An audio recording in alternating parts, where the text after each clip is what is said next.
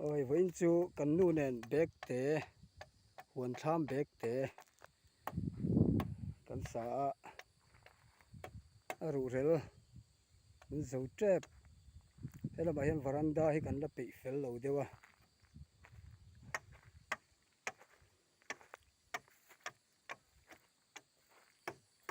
thế là mà po hiện veranda cài trên cần tìm anh những chú tiếng chú lẽ làm mà hiện đã cần hành tum đâu à chú ngã son cần nu hiện liền lỗ lẩu đâu vangin pon lam panga kan han ti phar zau đâu nè ai ban la te thì angin kan han da ve a heng te hi kumina kan da thar chawala ni a lai mun vel hi tun ma deuh ka chuan la khui thei da nan kan mang thina la khui thei om veka heng lai hian maro chu ring thar te kan han nei san ve a ein dei lo deuh awangin kan ti chhel veka tian bul kan han tan thale dona tin chan ve mun vel ni tu na mi hi kan ti fai chin hi kum thar le lama chuan enga hnuai lampang hi terrace ten ya chunga chuan la khui thei te kan da veka yo kan ti chiat vek to ni wangin teng la hian engemaw te pawh kan la da le dawn ani tin heng hi zongtra ania heng hi chung kan nei hun lai vela chuanin kan phun ania tuna chuan ra thei vek to hemi zongtra kung pui ber mai hi tui em a sal pawh kan sal nem thina tar ve to khop me hei tuna hian kapu khain lai hmunah hian sangha dil a nei thina khu ti lai amonga khuan chu sangha dil a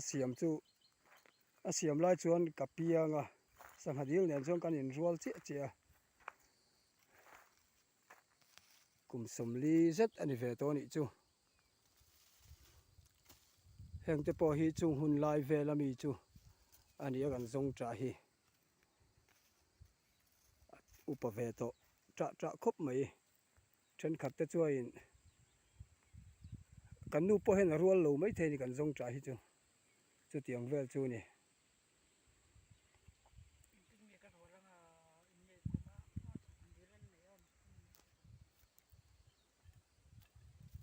mo chu eng tinge ka rualanga ron ti bul chu tiang vel chu nia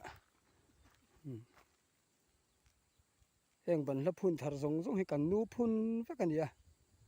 kan nu hian ban la hi tui hi ti khopa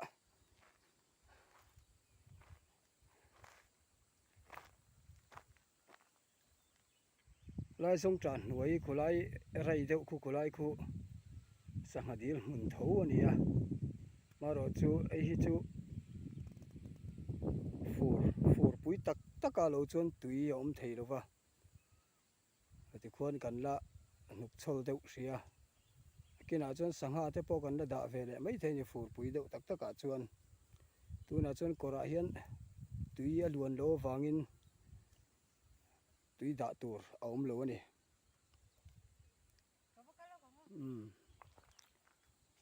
heng lai te pawh hian ser te kan dah ve a chung te zong pawh chu hmuh theih pawn a awm tawh lo ani hei a rura khop mai chung te chu han siam thar le te pawh kan la ril ruk le mai thei a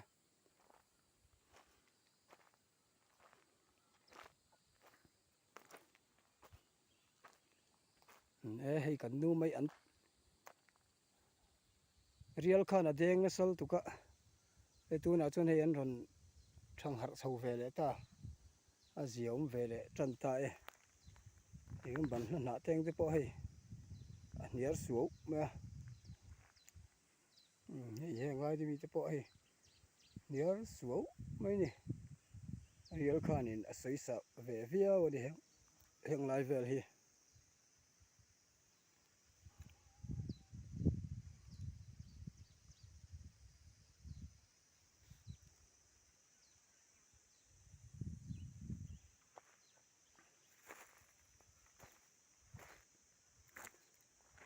tun ma deuh teng te kha chuan in heng lai ah teng te pawh hian pasawn tlung te kan pot thina ran pasawn tlung a to thina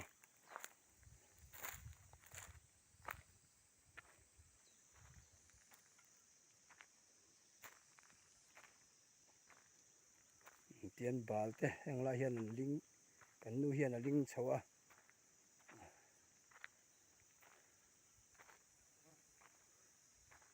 ka chat mun ani deuh ber mai heng lai chho hrim hi chu kalphung thar sarkar ania so thing han nei achak om ve khop mai so thing lin nana a thadu e anti a englo ka chat mun hi so thing in angi ningi turania ka chat muna chon so thing a thadu e ten lo tia a chi lampang kan nei ve si lo wangin bu kan han tu ta kalphung thar bu ani ve men yang chu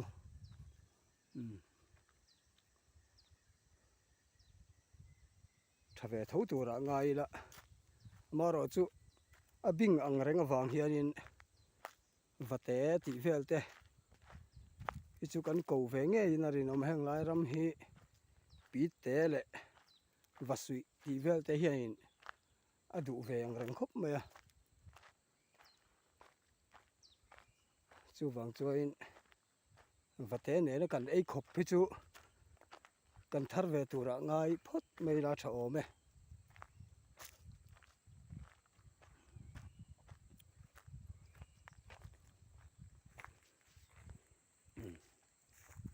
kan jong tra kung pui po hei lai hi hei ka nga tur na sa deuh to wangin ti pui hein a he khom to me a han lon vel po ti om deuh rum to ni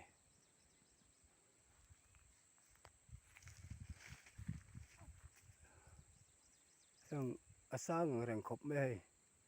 heng lai mor lampang hi ra na ni ze la wang hian lo po harang renga chu wang chuain hei a kol deuh fur mai a an bul deuh muk te po over heng te hi min lo thak sak thina an lon san ngam vak lo wang hian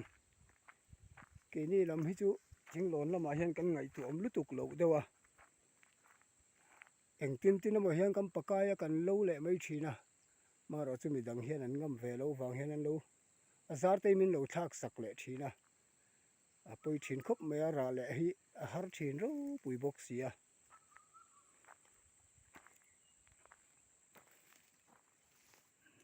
heng lai chawa hian kan mak pa in so thi ngaling ve a thungina ani chu kalphung thar so thing lin tur ani ve hlo mai a hei ka cha ta tam khop mai ka chat mun ti taka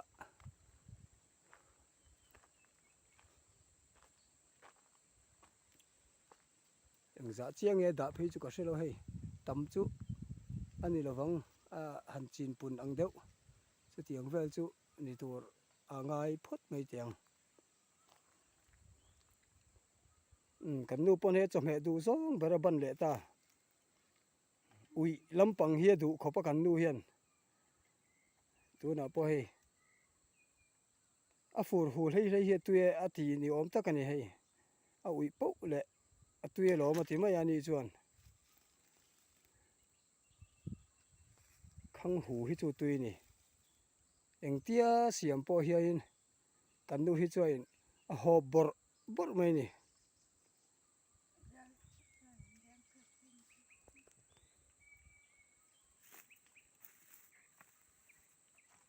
real hian mi hi a thuai sak na salu tuka han lak mai tur po he om mang meu lo hrim ani helai hian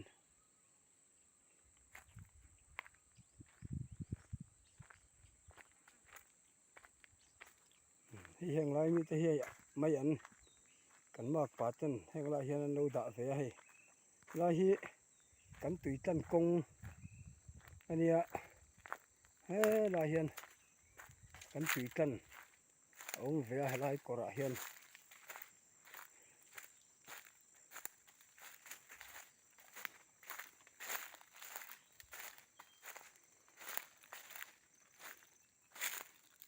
hei a lo tling ve deuh tlem chu lo tling ve ni hei tui hi tam lo khop mai a ro sul khan tui hna kha ron ti kang chat zawk tlet mai a maro chu hei tunah chuan tlem chuan tui chu ron om ve le ta in atang hian tui kan keng thina a buai thla khop mai a tunah chuan hei han thal mai tur te pawh a lo tling ve ta lai tui te hi tui ve reuh phian mai a kan kum khawtlan ani ve ani heng lai kor chho hi khawang ram ri khawang ram ri siam sa kan ti ang kha ani a helai kor chho chinah hian tian kan ram hi a awm chho a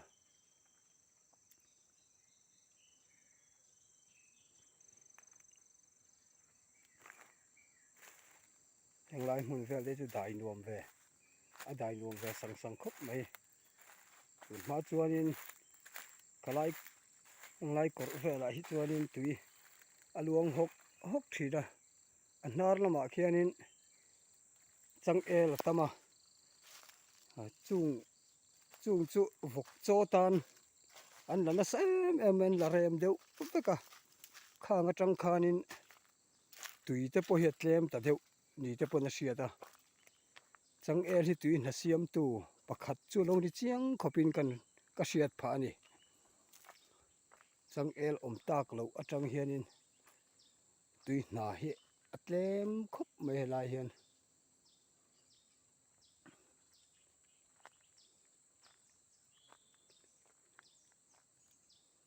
so lon tui mai kan nu chu khang hu kung na hi chu ngam ve ni a lon ngam na chin atang hi chuain kan nu hi chu huai khopa zuang thlangam deuh vek ani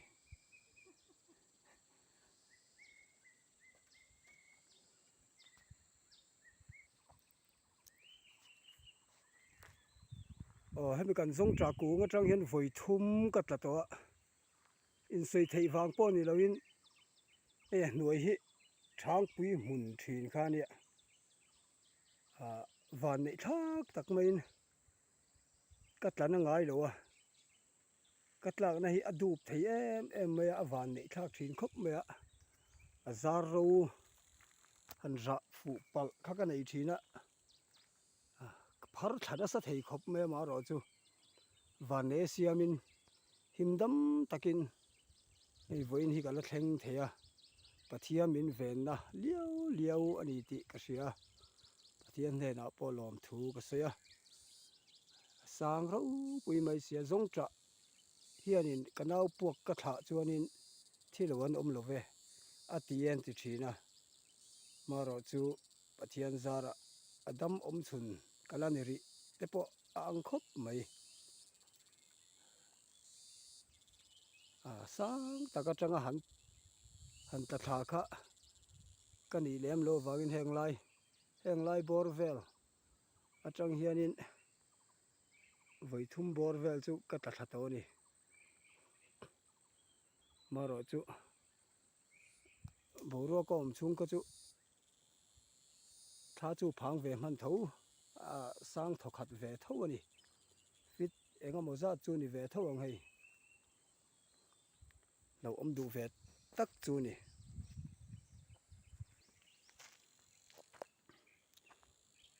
tin zong tra hi ka thu em thina ka lo to hi chuanin a zia na tur hi kan keng sa chuan a kom tha kom ni bor vel hi rama hian ka zia da long hian ka ei mai thina chu tiang khop chuan zong tra hi tui ka tia ka tu em thina tu na chuanin putar ang mai hian ka ha hi a chiat tak bawang sati pawh ka ei hlei thei tawh lo zong tra phei chu a thei hian ka thei hlei thei tawh lo ni chu wang chuain ku va te pawh kan ei ve che dip sa lo phei chang ka ei hlei thei lo a eng ma hi tui ti tak hian ei thei tawh lo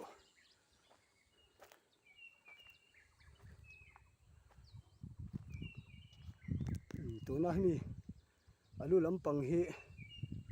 tian ram chin ang dewa kan nei chu ni a chung lampang khi chu reserve mi pui ram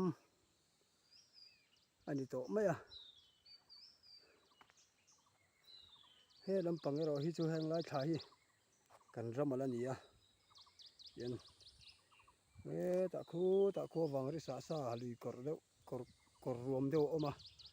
ta chuan chuk thla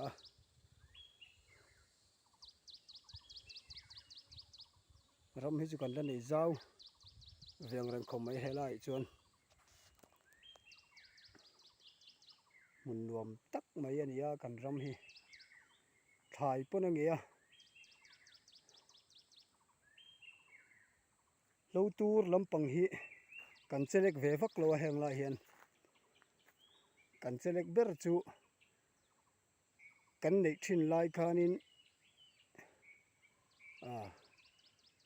na bial hlo an tia chu tiang chu kan kap ve thina chung bak chu lo tur lampang hi lai chuan kan la pulut lo ani thlai pawh hian ala ngei em ani lo tur man na sat hi leiti chian na pakhat ani ve tho pok sia maro chu lo theilo man ngai na cha ngai na lai te pawh om ve a chunga te pawh chuain kan la mang ve lawang ti pawh hi a soi thei chuang lo ani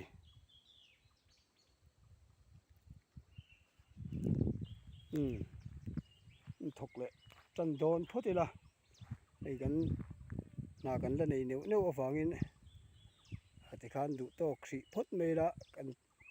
kan bek te salai chu tilang lo hri phot mayang ekina kan han rel pum deuh nuwa ron tilang le don nia